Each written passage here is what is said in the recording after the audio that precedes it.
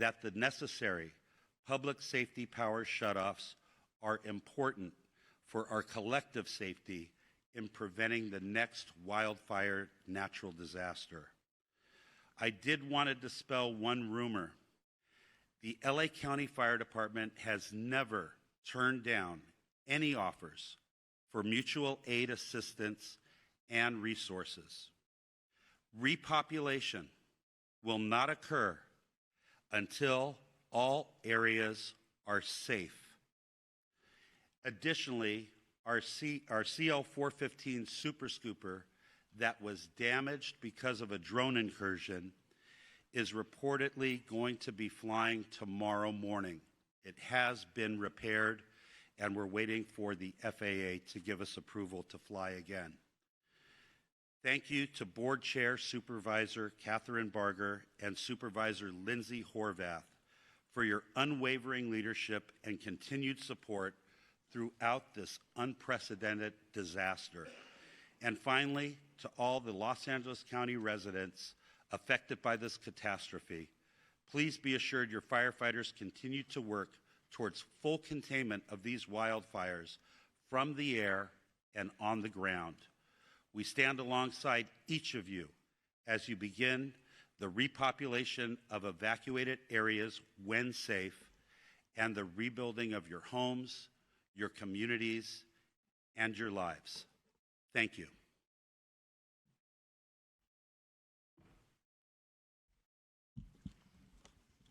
Good morning, everyone. Kristen Crowley, Los Angeles City Fire Department Fire Chief.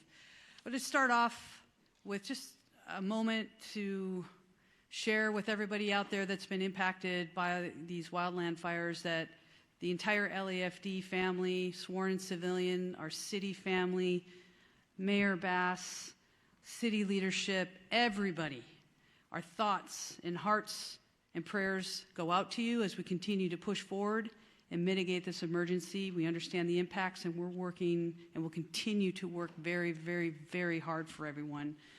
Another point I want to make is that also we are so very grateful for the firefighters and the first responders that have already arrived and continue to arrive in the Southern California region. We absolutely know that we cannot do this on our own, and we are tremendously appreciative of all of your continued support. As the increasing wind event is upon us as we speak, the Los Angeles City Fire Department has maximized our resource capabilities and response capabilities. All available LAFD resources have been staffed. I have strategically pre-positioned engine strike teams and task forces which are dedicated to rapid response for any new fire that breaks out in the city. In addition, I've directed the Fire Prevention Bureau to augment wildfire patrols in high hazard areas. The Palisades fire. Your LAFD remains committed to this fire, and we have a significant number of engines that have been dedicated to this fire.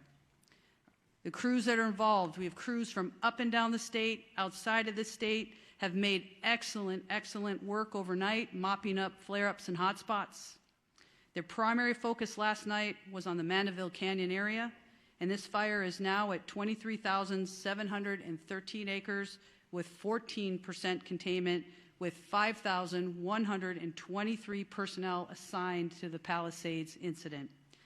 Firefighters will continue to work diligently throughout the day to increase containment and prevent further fire spread. Again, I want to focus my comments on the amount of resources that are here in the Palisades, from the first responders all the way up to our incident command teams.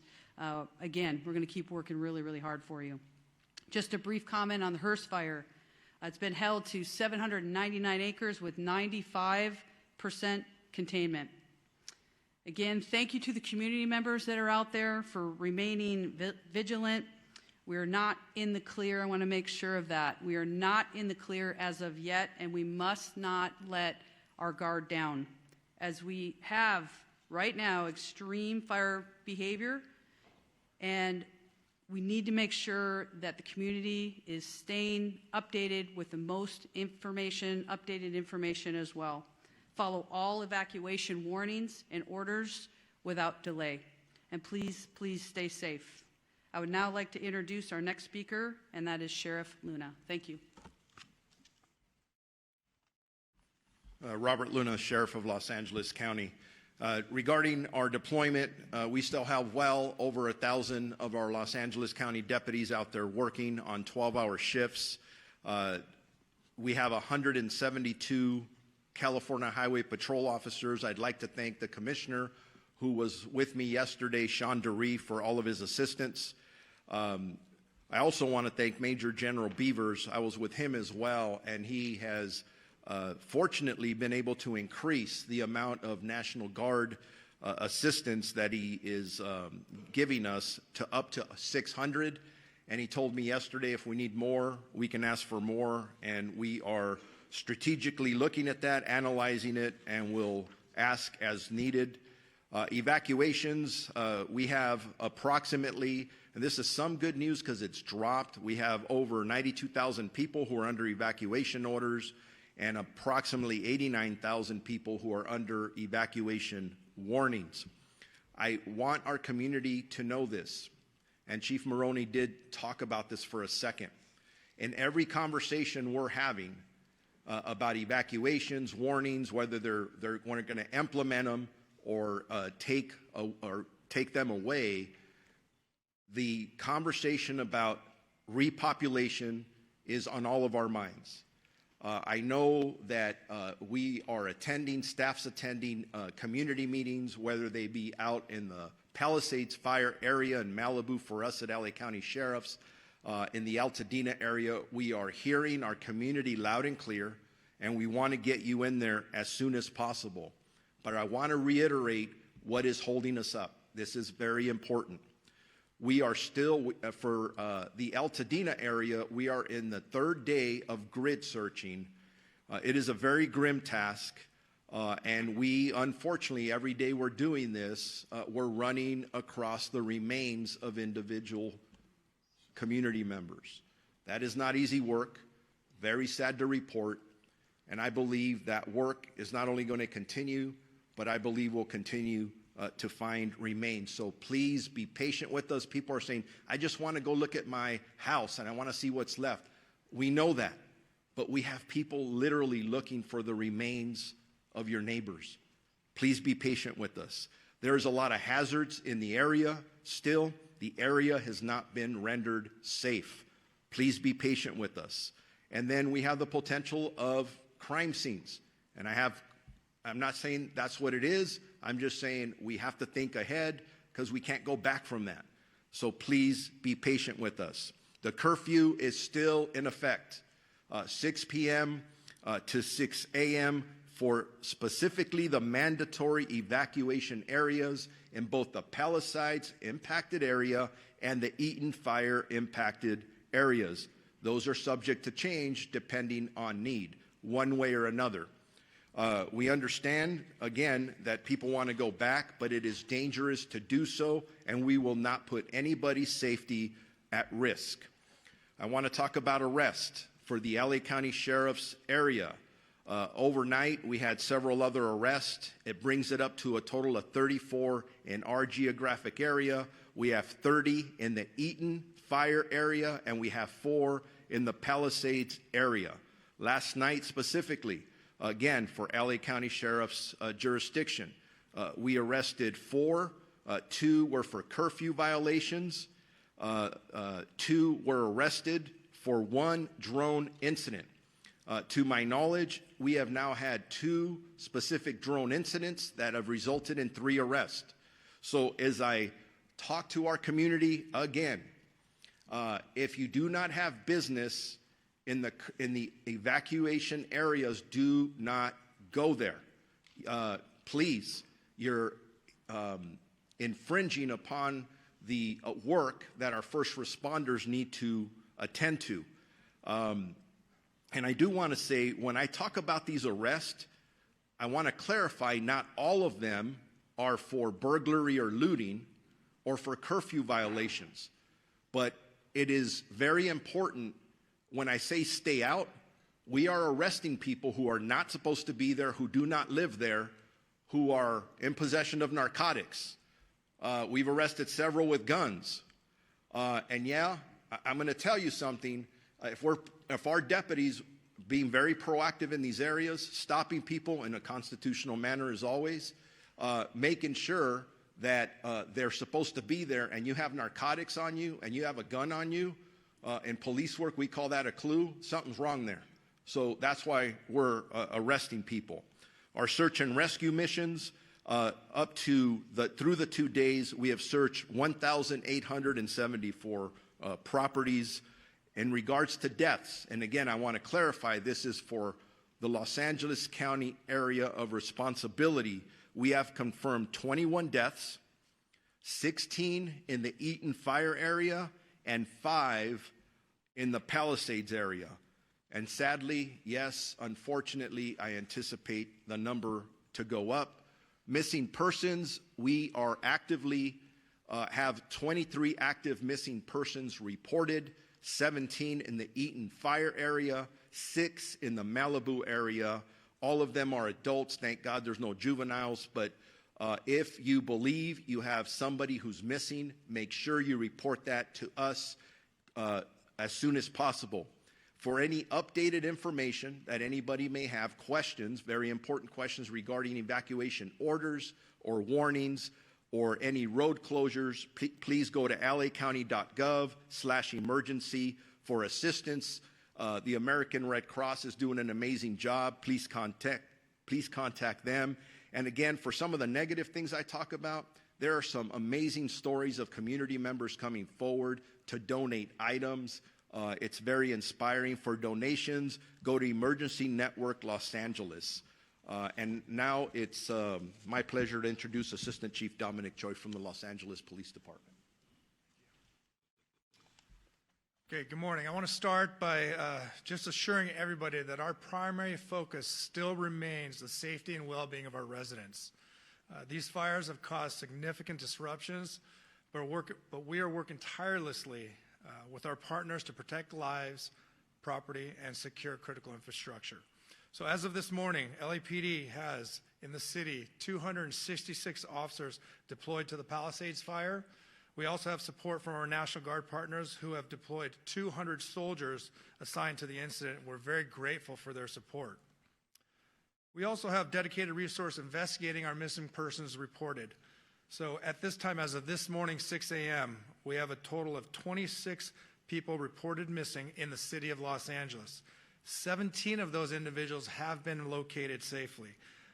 9 of the 9 remaining, 2 most likely were found in the fires deceased, but they haven't been positively identified by a coroner's office yet, so those are still waiting to be identified. 1 individual, we believe, is located safely in a shelter, but that person, we're waiting for confirmation on that. There are 6 that remain unaccounted for, and we're diligently trying to identify and locate these people.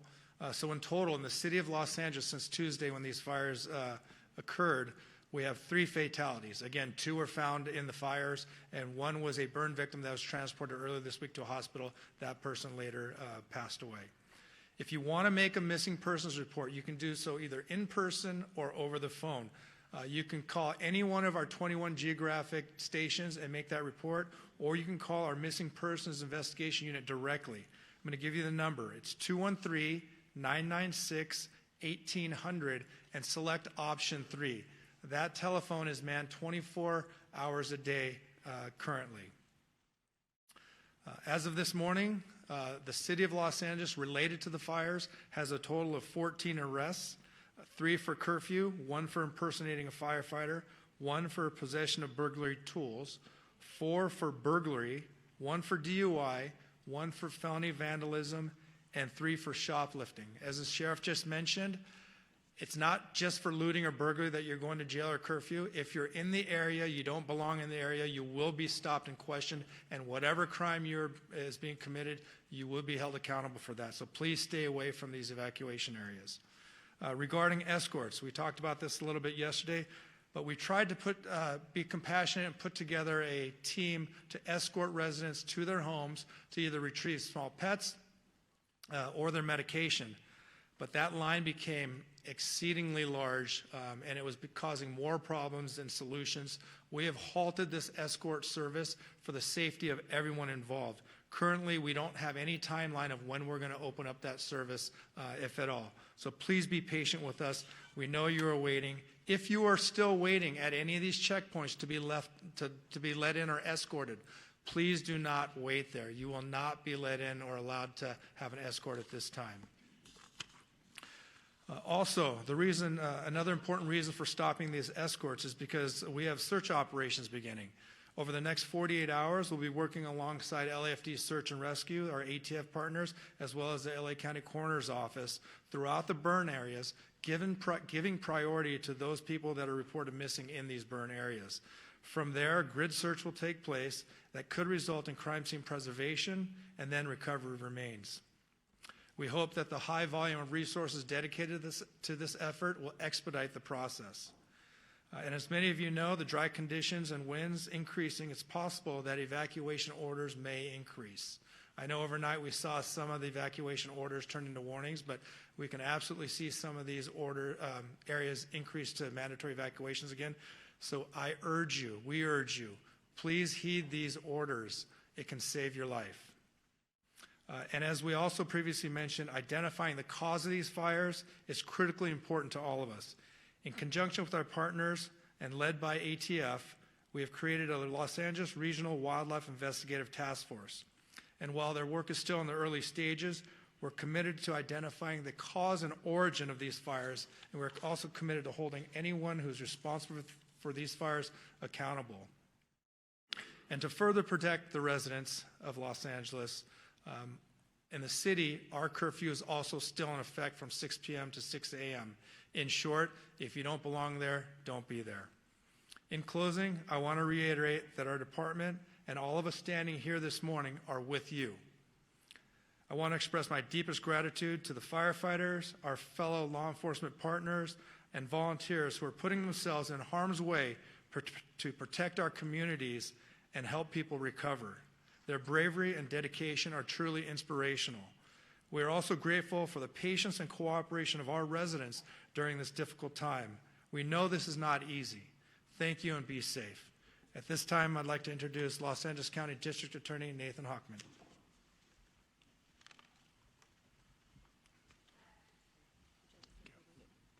Thank you.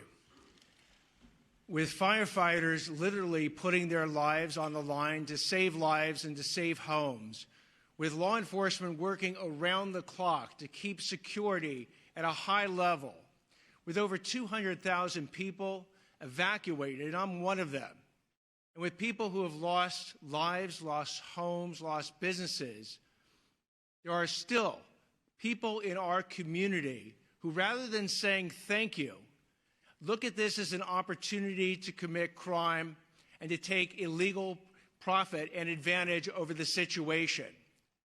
We've seen this come up, and you've heard law enforcement describe the arrests that have been made, whether those arrests are for looting, burglary, grand theft, whether those arrests are for arson, whether those arrests will eventually be for price gouging, because we have been seeing price gouging with hotels, people offering residences well above the 10% addition that they can charge.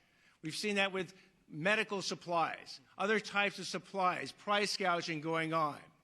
So the criminals have decided that this is an opportunity, and I'm here to tell you that this is not an opportunity. You will be arrested, you will be prosecuted, and you will be punished to the full extent of the law. At 2 p.m. today, we'll be holding a press conference to announce the first charges in a looting case and the first charges in an arson case. This is not an arson case tied to the major fires. It was an arson case that was done on the side, in essence. You will hear that these people who've committed these crimes are facing very significant sentences. I am working with over 750 deputy district attorneys and in the entire law enforcement community to bring these people who are despicable and disgraceful to justice. And we're not only going to see what's happening right now in connection with bringing stability to our community, whether it's, again, going after the looters, the arsonists, or the price gougers, but we're starting to see the criminals emerge who are going to go after the recovery efforts. These are people who are contacting people and pretending to be GoFundMe operations to help people who have suffered. And GoFundMe, by the way, actually is an excellent organization that has put in place protections that if you use their site, you can use it safely. But these are people who are creating fake GoFundMe sites. I tell people to be very, very cautious when you give your money away to check out the organizations that you're doing it to. I applaud anyone who wants to donate to these causes, whether with money or services, but make sure that they are going to the right operations. Again, you can go to Emergency Network LA, that's enla.gov, or you can go to recovery.lacounty.gov to see the types of operations that you can have confidence in. And we're also going to see scams coming up with insurance proceeds. We're going to see scams coming up with government benefits, because we are going to literally have billions of dollars come into Los Angeles County over the next months and years. And for the criminals who view this as an opportunity, let me again give you this warning, an absolutely unmistakably clear warning, that if you go ahead and you want to rip off people and the system and governments that are trying to help the people who have suffered from these tragedies, you will be arrested, you will be prosecuted, and we will seek maximum punishment against you. I hope that I'll have the opportunity to tell you at a later point that this warning has been heeded, that deterrence works. Because if we are going to actually have the stability and the rebuild, it's going to be based on everyone contributing. But for those who don't want to heed this message, the warning has been cast out there, and the warning will actually have teeth behind it. I'd now like to introduce Los Angeles Board of Supervisors Chair, Catherine Barger. Thank you. As I discussed yesterday, FEMA relief is essential to getting our impacted residents back on their feet. Today and yesterday, FEMA staff have been at 7 county libraries, plus the Alhambra Library, providing support to individuals who are seeking FEMA relief. Tomorrow, these services will transition to centralized assistance centers, one at Pasadena City College and the other at UCLA Research Park. These centers will be in-person venues where all impacted individuals can receive direct support for FEMA's assistance program, which helps residents access lodging, essential items, and other large financial needs. You can visit recovery.lacounty.gov for all the details. And I would encourage everyone listening to go to one of these sites, because I was at Pasadena Convention Center, and I know Supervisor Sleece, you were as well. And I saw people handing out cards. I don't know who they are. I don't know who they represent. But people are looking for an opportunity. At these recovery centers, you will have legitimate government officials who are going to work with you to make sure you receive the benefits you deserve. I want to thank FEMA for their continued support for our impacted residents. Our residents need this support to begin rebuilding, and believe me, after last night's meeting that I attended with my constituents, they are desperate. So many residents I've heard from, especially those without insurance, are concerned they won't receive enough assistance to rebuild their lives. On top of FEMA assistance, I'm going to be advocating for innovative loan and housing solutions to bring people back to their communities. People need help, and they need to know what kind of support they're going to receive. Last night, I joined hundreds of impacted victims in Pasadena to hear their stories, understand their needs, and to discuss what comes next.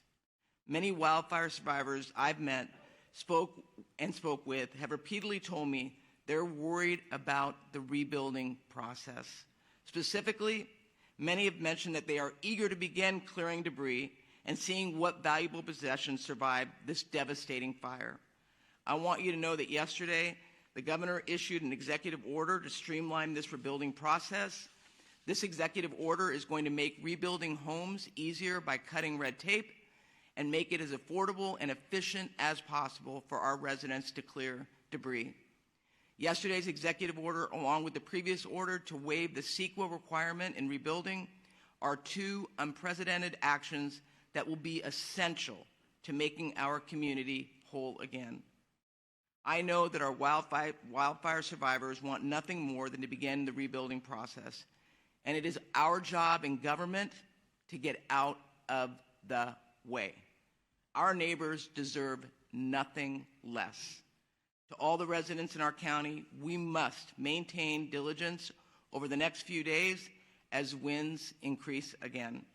Please listen to law enforcement and their evacuation notices. And believe me, I heard last night, many are frustrated. These next few days are crucial in our fighting of the existing fires and also preventing any new fires. Thank you for taking it seriously. I'd now like to introduce LA City Mayor Karen Bass. Thank you, Supervisor.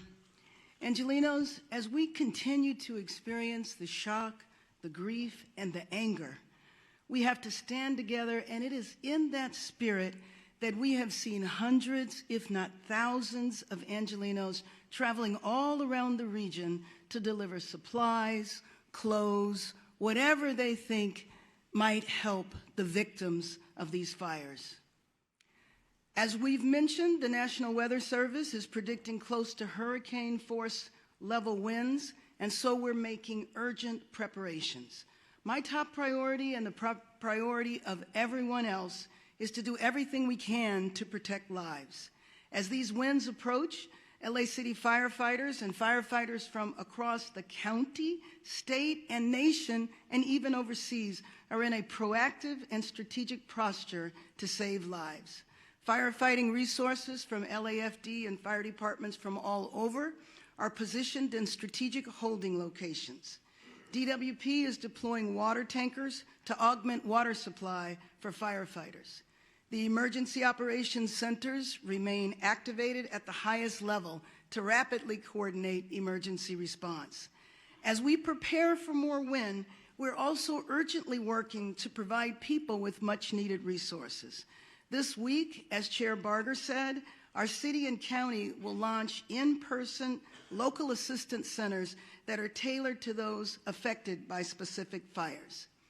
These local assistance centers is for Angelenos impacted by the Palisades and Hearst fires, and they will open at the UCLA Research Park, which was formerly known as the West Side Pavilion. It will operate from 9 a.m. to 8 p.m., 7 days a week.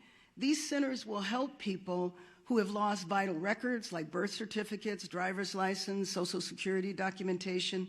They will help people who've lost their homes or businesses apply for disaster relief loans, and they will provide referrals for mental health counseling and other services.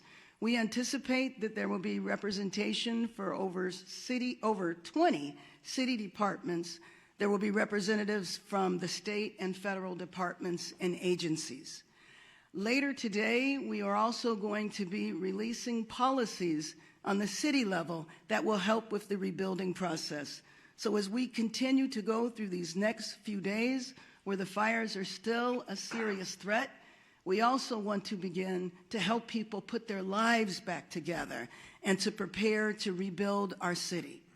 I also want to again remind Angelenos that lacity.gov is now a one-stop shop for assistance for those who are impacted and a place to help Angelenos find a way to get involved. As the winds pick up, please stay safe. Please heed the call to evacuate should you receive that. And remember to heed all public safety guidance. Thank you. I'm Lindsay Horvath, Supervisor for the 3rd District of Los Angeles County.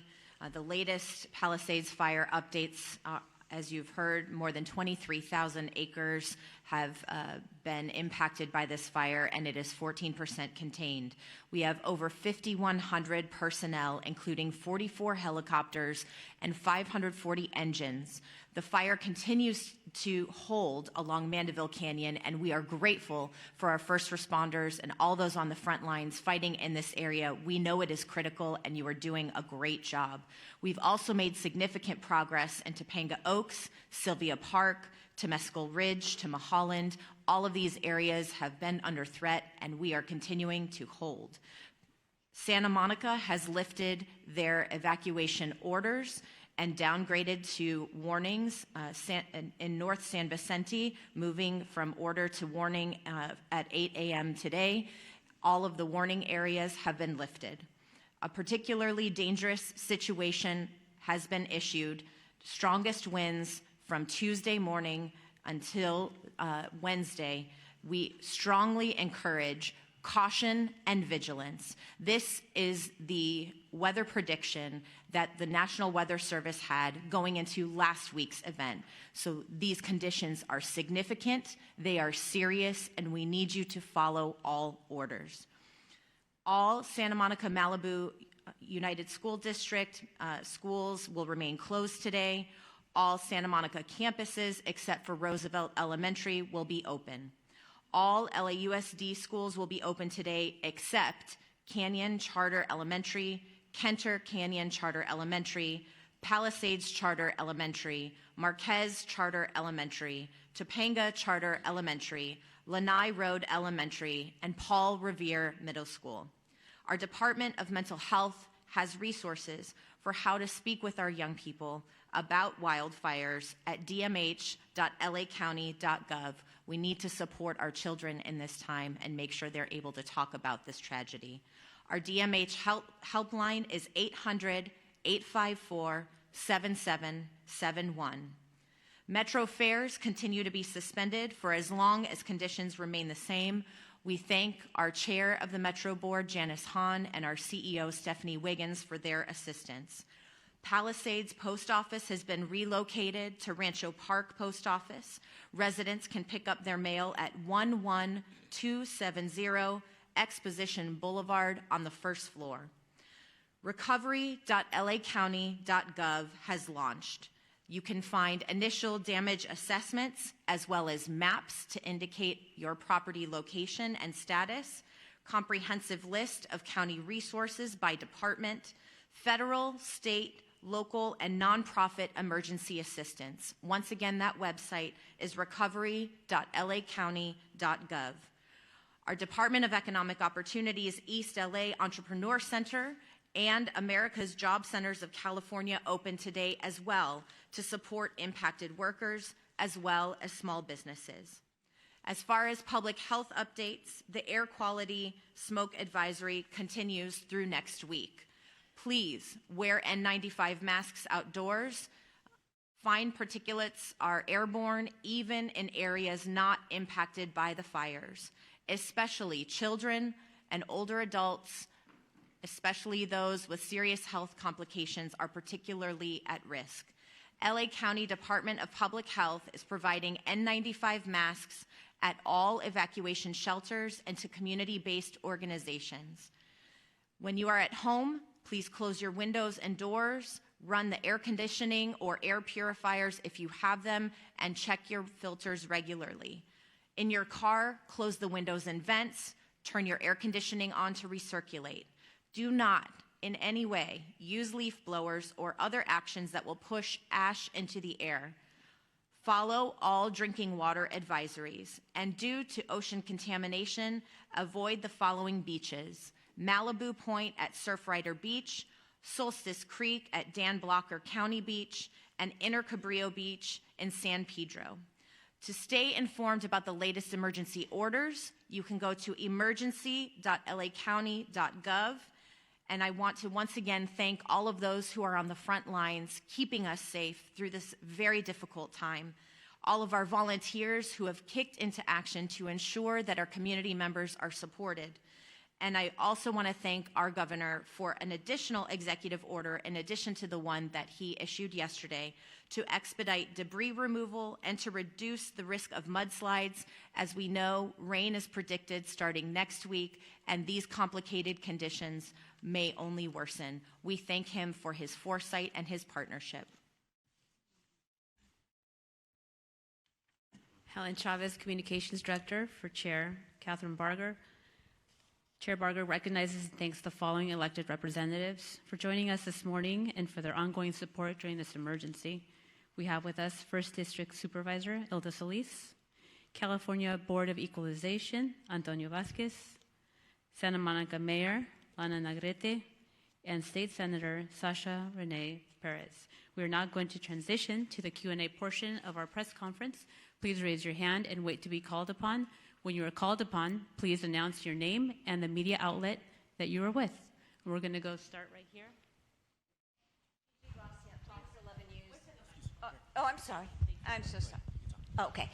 Gigi Gracia, Fox 11 News. I have a question about the fire, but I'm going to start with this question. Maybe I'll have a second chance.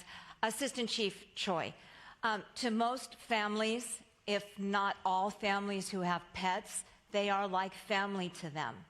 Tomorrow will be 7 days that those pets that are inside the houses that survived may be without water and most likely without food, which would put that in an extremely critical condition that could lead to death if it hasn't already. Is there nothing that can be done for those folks that are telling us they are desperate, they just want to go in, get their pet, and go right out? They don't want to look at the house, they want to get their animals out. The fire broke out at 10:30 Tuesday morning. Many folks were at work already and have not been able to get back. Yes, I can tell you my comments were specific to escorting that resident or those residents back to their house to do such things. There are other options that we can do. For example, officers that are patrolling the area can get a list of locations at the checkpoint. Officers can patrol these areas and go check themselves. I'm not saying that's exactly going to happen, but there are options where we don't have to leave a pet in there if we're made aware of that. So you can go to the checkpoints and talk to officers, but I urge you not to go there just to wait to go in to see your house, which is largely what a lot of these individuals are doing. They're waiting to be escorted to see their property, which we can't do. We still aren't doing medication and pets. However, we can come up with a way where if somebody knows a pet is in the residence, that we'll do everything we can in our authority to go in there and get that pet. And then, Gigi, on that note, Pasadena Humane Society is actually going into the Altadena area that's under evacuation orders and feeding pets. So there is, we will link up and see if we can duplicate that. To the woman right there, in the right here. Yep, and then we'll go. Great, thank you. Oh, you got to hold on. Great, sorry. Hello, Jane Secker, Sky News. A couple of questions. One to Fire Chief Maroney. More bad winds on the way. We know the conditions, as we've just heard, are going to be the same as last week. How confident are you that you're better prepared this time? And also a question for Mayor Bass, if I might. Our correspondent David Blevins asked you last week if you owe the people of Los Angeles an apology for cutting the fire budget. You didn't respond to him then. Would you like to respond to us now? So for the fire question, thank you. We're absolutely better prepared for this coming PDS, the severe fire weather event. You've heard the statistics, number of personnel assigned to the incidents, over 5,000 firefighters assigned to the Palisades fire, over 3,000 firefighters assigned to the Eaton fire. The state, under the leadership of Governor Newsom, has set up a mobilization center in Banning where we have resources staged that can come into LA County to assist with a new fire start or the expansion of one of our existing fires. We also have numerous aircraft, local government aircraft, helicopters, we have water bombers, we have retardant fixed-wing aircraft from the state and federal government. We have military aircraft. So we've not only augmented the ground resources, but also the air resources. I think that we're very well prepared for the next event, but that's never going to be, we're never sure that we're going to be able to catch the next fire and keep it small. They said 70-mile-an-hour winds. It's going to be very difficult to contain that fire. That's why we ask all residents in a brush-prone area to be prepared to evacuate if you get the evacuation order, and start those preparations before the evacuation warning comes. Thank you. There was a two-part question to that, correct? My focus is on us being prepared as a city for tomorrow. As you began, we could face another very difficult situation for thousands of Angelenos. When we are past this period, there will be an evaluation of everything that went on. And at that point in time, we will see there is not agreement as to whether or not the budget was cut. All of those issues will be resolved when we are clear that Angelenos are safe and we are ready to rebuild our city. Thank you. Thank you. We're going to go right here in the middle. Next. Jonathan Bigliotti, CBS News, for Mayor Bass, please. Last week, many people were working and could not get back in time to properly evacuate. As we've discussed in this room, there were pet care issues, health care issues, child care issues. Now ahead of this latest event, you have businesses that are proactively closing, essentially treating this event like it was a hurricane or a blizzard. If they are taking those steps, why are you not implementing broader closures right now to keep your constituents safe? We are doing everything we can to keep Angelenos safe. If there is a need for closures, that will be done. But right now, we are in preparation for tomorrow. Thank you. Is this the day, though, to treat this like it is a hurricane or a blizzard? Absolutely it is, which is why you see everybody here standing united, prepared and ready to address what, if hopefully we won't experience, but we are ready, we are prepared, and we will continue to do everything we can to keep Angelenos safe. Thank you. But now this is important because this is the fourth time we've had these dire warnings. Each previous time there has been loss. So this is a critical time to make those decisions. In hurricanes and blizzards, like I've discussed, people stay at home. Businesses are closed. People can then prepare to evacuate so there aren't pets left in their homes. There aren't children with daycare providers. They're scrambling. They scrambled last week. There are pets. So the question is, what are you doing to make sure that that doesn't happen today? I've answered your question. Okay, we're moving on over here in the back right there. Hi, Morgan Windsor for ABC News. I have two questions. One for fire officials regarding the status of the investigation on the Eaton fire, and then a second for perhaps the district attorney on price gouging. The first question, I'm wondering if officials are honing in on the transmission towers owned by Edison in the area of the Eaton fire as a possible source of ignition. Yeah, thank you for your question. I'm going to turn that over to the LA County Sheriff. The cause of the fire is still under investigation. The sheriff might have an update for you. If it is arson and not the transmission tower, then that would be a crime. I'd like the sheriff to speak to that. Simple answer to that is yes. We're looking at everything. We have a team that is obviously focused on the response as we prepare for any event, and then the investigation, not only into the recovery of the remains and the issues surrounding that, but anything that would have caused any of the fires anywhere in our jurisdiction. I think the assistant chief from LA talked about a task force. We're on that as well. We're working together, and we expect to find answers. Okay, I saw a hand right here in the blue jacket. Hi, good morning. Lauren Coronado with NBC4 News. This is for Chief Crowley. You mentioned wildfire patrols in high-risk areas. Can you identify those high-risk areas? Sure. So, and that's that lean forward posture as we're looking to do everything in our power to ensure that we maximize our efforts with the resources that we have, which this whole patrol, we're utilizing fire inspectors. So with that, we're going to be patrolling, taking a proactive approach. Anywhere where there's any wildland risk is where we're going to be patrolling. It's just extra set of eyes, ears. We can also help the community with questions, and that's really important. The community also knows that the city, the fire department is leaning forward. We're utilizing the resources that we have. So to answer your question very specifically, it's anywhere where it's in the wildland area. That's where we're going to be putting our patrols out. Thank you. Thank you very much. I have one more question. Sorry, I should have asked right off the bat. For any fire official, I understand there's better air resources this time around, military equipped. With these high winds, I know a big issue is that they weren't able to be utilized because of the high winds. When we're talking military equipped, does that change things? Can you do those aerial attacks with these kind of aircraft? It's not going to change it. So we still have wind cutoff speeds for fixed-wing retardant tankers, water bombers, and helicopters.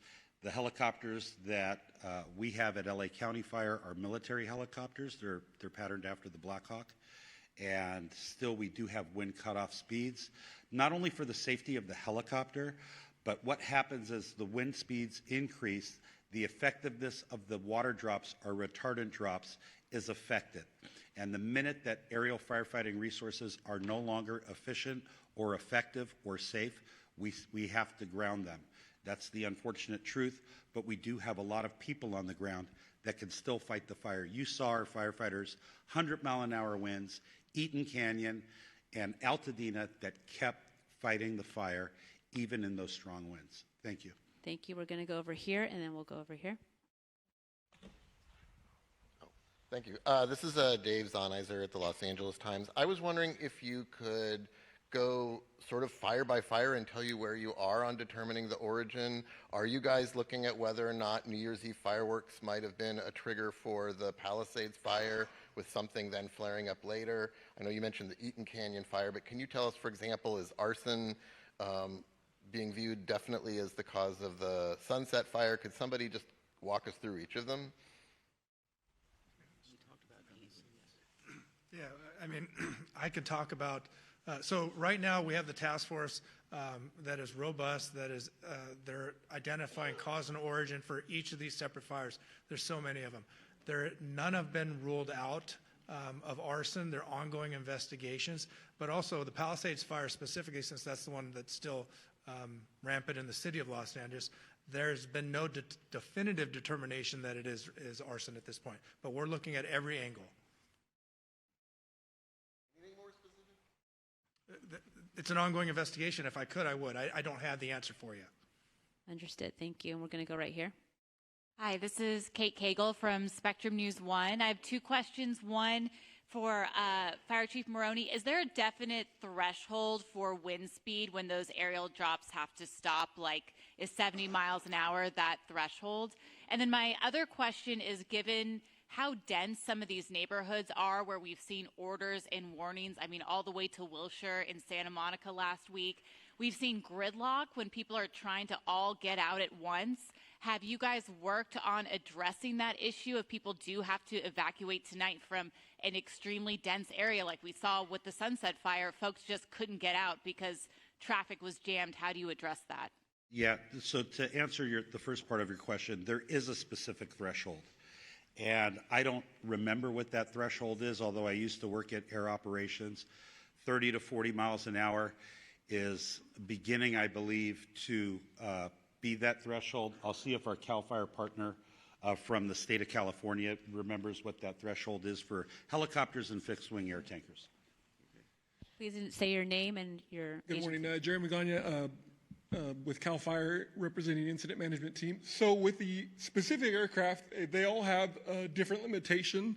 The problem is when you have substayed winds,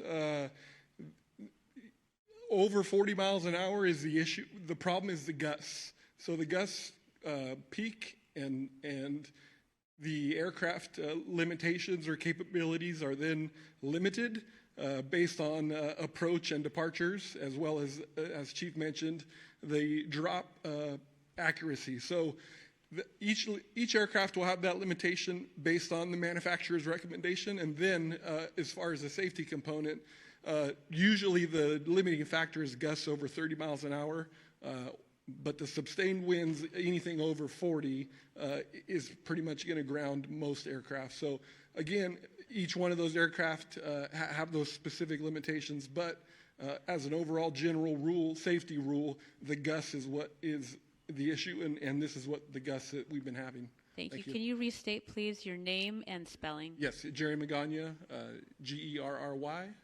Last name is Magana, Magana, representing the CAL FIRE incident management teams. Thank you. Thank you so much. We have two last questions. There's a clarification over here. I'd like to answer the I'm second so part of the sorry. question regarding community congestion and people leaving all at once under the evacuation order. We really want residents in LA County to be prepared. If you don't have a wildfire evacuation plan for your family and your home, please make one today. Visit www.fire.lacounty.gov/RSG. That stands for Ready, Set, Go. I would recommend, in an abundance of caution, if you get an alert on your telephone for an evacuation warning, leave then. Don't wait for the order, because we know from experience that if you wait for the order, you might get caught up in the congestion that you referenced. And please do not silence the emergency alerts on your telephone. If we send out an alert at 3 a.m. on Tuesday night or Wednesday morning, when you're sleeping, we want you to wake up and evacuate. We know we had some issues earlier, but please do not turn off those wireless emergency alerts on your telephone.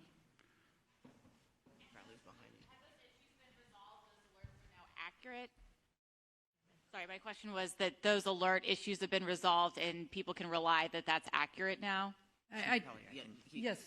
I just think it's very important that Chief Maroney and I stand together and have the exact same message, which is the Ready, Set, Go piece is Ready, Set, Go. The community needs to also understand you don't have to wait for the order. Knowing what we know and what we saw, if you're in any of these particular areas, that lean forward posture, we keep talking about it. We saw the impacts, extreme impacts of the winds when what happened in Palisades. Our professional advice to anybody out there is to make sure you're ready, to make sure you have a plan. We talk about the pets, we talk about the medications. Put your plan together, be ready, and you do not have to wait. You do not have to wait for the order. And I think it's really, really important that everybody hears what Chief Maroney and I are saying. And in fact, the rest of the region, the rest of the fire chiefs are saying the same thing. Thank you. And Kevin, you were going to address the alert issues. Kevin McGowan, Director with the LA County Office of Emergency Management. In partnership with the state, we have the wireless emergency alert system ready to go with a state partnership. Thank you. And we are at time. We will have one-on-one interviews. If you have any unresolved or unanswered questions, please approach to the front and we will connect you to the appropriate